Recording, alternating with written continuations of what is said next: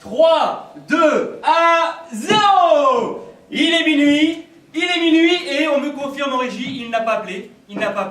Le gouverneur du Texas n'a pas appelé.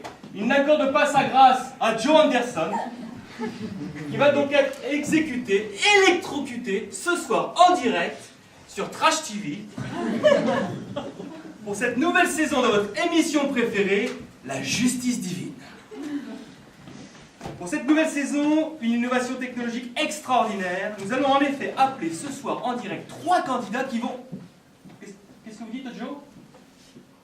Innocent. Joe serait innocent. Non mais écoutez, Joe, le public se gausse. Que vous soyez innocent ou coupable, peu importe. Le principal est que nous fassions de l'audience. D'ailleurs, au passage, j'en profite pour saluer notre fidèle sponsor pour cette nouvelle saison. Je parle bien sûr de Electricity of Texas. Je salue chaleureusement. Je disais donc, 3 candidats que nous allons appeler ce soir et qui vont à tour de rôle recevoir des questions de votre fidèle serviteur. Et l'heureux élu aura la chance, à distance, grâce à un code secret que m'a donné le gouverneur du Texas, que j'ai ici dans une enveloppe sous-scellée, donc de pouvoir activer l'électrocution de Joe Anderson. Donc on va donc appeler le premier candidat. Qu'est-ce que vous dites, Joe? Non mais Joe, vous ne pouvez pas en permanence interrompre l'émission. Qu'est-ce que... Justice. Joe réclame la justice. Non mais écoutez, Joe, vous avez été jugé et condamné par un tribunal. Est-ce la faute du public ici présent si vous avez décidé de venir au monde pauvre et noir?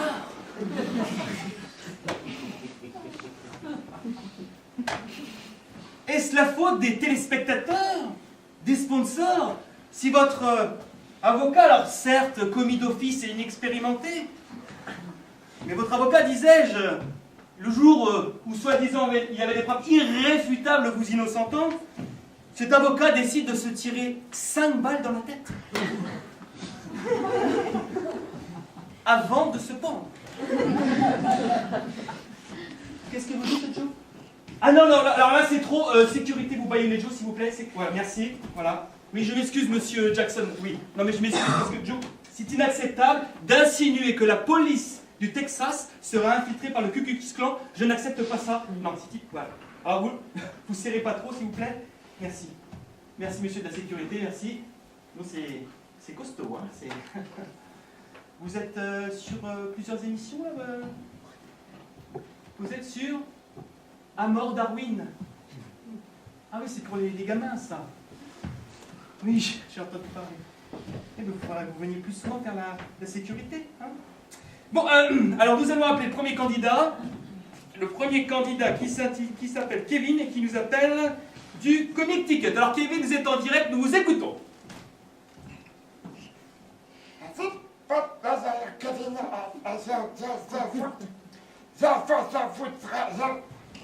Oui, alors apparemment on a un problème technique, un problème audio, si vous pouvez corriger le... Non, on me dit que le son est bon, d'accord? Oui, alors, oui, si vous pouvez articuler, qui ne comprend pas. Kevin, je voudrais, s'il vous plaît, exécuter Joe Anderson. Alors apparemment il y a un souci, il semblerait, oui je viens de comprendre, il semblerait que Kevin est mineur, alors je demanderai aux parents de Kevin de le remettre au lit et de ne pas oublier de lui faire faire ses prières du soir, c'est très important. Je ne suis pas mineur, j'ai 58 ans, mais je suis paralysé à 95%. Je n'ai que la partie droite du visage que je peux bouger. Mais je m'ennuie, alors je me suis dit, on peut l'appeler, je vais discuter un Joe Anderson. Écoutez, Kevin, quand bien même j'aurais la charité chrétienne de vous communiquer le code, comment allez-vous faire pour le taper sur le clavier? Vous allez cracher sur les touches? C'est pas sérieux. Alors on va couper, on coupe la communication avec Kevin, on va appeler le deuxième candidat. Alors, avant d'appeler le deuxième candidat, je voudrais saluer parmi le public Barbara, la femme du gouverneur, qui m'a fait l'immense plaisir de venir pour cette nouvelle saison. Et qui m'avait confié avant l'émission, Barbara, je me permets de divulguer quelques petits secrets, qui m'avait confié que le gouverneur, avec qui au passage elle est mariée depuis 20 ans, et ce soir ce sont les 20 ans de mariage de Barbara et du gouverneur, un couple modèle, hein, apparemment. Et donc Barbara me disait que le gouverneur, depuis 2 ans à peu près, avait un petit hobby. Tous les vendredis soirs, il faisait sa petite partie de bridge. Voilà, donc voilà, c'est une petite anecdote que je souhaitais partager avec le public. Ce qui m'amène d'ailleurs à dire à Joe Anderson, on va peut-être desserrer s'il vous plaît la sécurité. On a des conditions à faire ce soir, donc on ne veut pas le faire vraiment. Donc peut-être on dira à Joe Anderson que le gouverneur jouant au bridge ce soir le vendredi n'allait pas interrompre sa partie pour appeler pour... voilà, donc c'était juste pour, voilà, pour faire un peu un petit... voilà, pour un peu éveiller le conscience de Joe Anderson. Non mais là, alors là j'ai Roger Rogers, vous savez, le chauffeur de salle avant le direct, qui maintenant est en régie, qui me glisse des petits mots comme ça sur la ligne interne, et qui, là il vient de me glisser un petit mot, je suis obligé de le partager avec vous. Il me dit, ce Joe Anderson n'a pas très l'air au courant, mais il ne va pas tarder à l'être. Roger Rogers. Enfin bref. Alors, deuxième candidat, c'est John. On va appeler tout de suite John. Alors, oui, alors juste pour préciser encore sur Barbara, j'oubliais Barbara, j'avais promis de faire une petite promotion de votre association, les Brebis Égarées, une association de lutte contre l'alcoolisme. L'alcoolisme qui, comme tout le monde le sait, est un de ces fléaux qui menacent notre société. Le message est passé. On va donc appeler le deuxième candidat. C'est John qui nous appelle. Alors, par contre, là, j'ai pas de... un lieu secret. John nous appelle d'un lieu secret. Donc, très bien. On va tout de suite appeler John. John, vous êtes en direct. John, c'est à vous. Ouais, salut, c'est John. Alors moi, je voulais dire que j'étais au Vietnam, en Afghanistan, en Irak avec Joe Anderson. J'ai pas le laissé crever dans ton émission de débiles mentaux. J'ai déboulé sur le plateau, je vais te couper les robignoles, je vais te faire bouffer ta moumoute. Qu'est-ce que c'est que ce malade? Mais coupez tout de suite. Je ne mérite pas ça. Je suis au service de la... Je suis au service de la société depuis 10 ans. Pas pour me faire menacer par des brutes épaisses comme ça.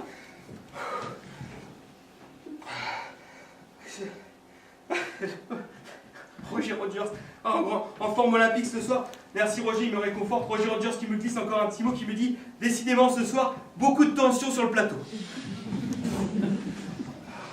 Merci Roger. On va appeler le troisième et dernier candidat, espérons qu'on soit un peu plus heureux qu'avec les deux premiers. Alors le troisième candidat est une candidate qui s'appelle Pétula et qui nous appelle apparemment de sa confiserie. Tu vois le Pink Paradise.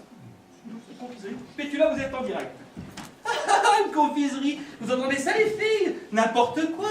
Pink Paradise, mais c'est la boîte à partous la plus connue de Houston. Oh là là. Là j'en profite de vous appeler parce que mon client là, il est complètement carburé au whisky depuis 2 heures.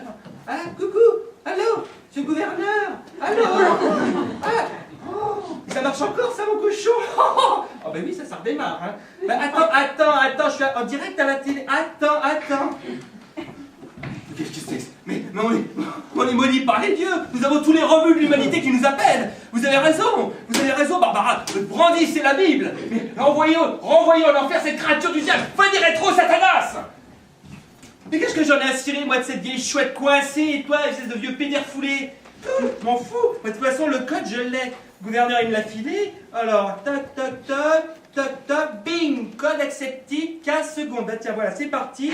Bon, ce gouverneur, on y va. Les filles nous attendent en bas. On va mettre ça sur écran géant, on va s'éclater. Allez, c'est parti. Oh, il reste 10 secondes. 9, 8, 7, 6, 5, 4, 3, 2, 1. Ouais.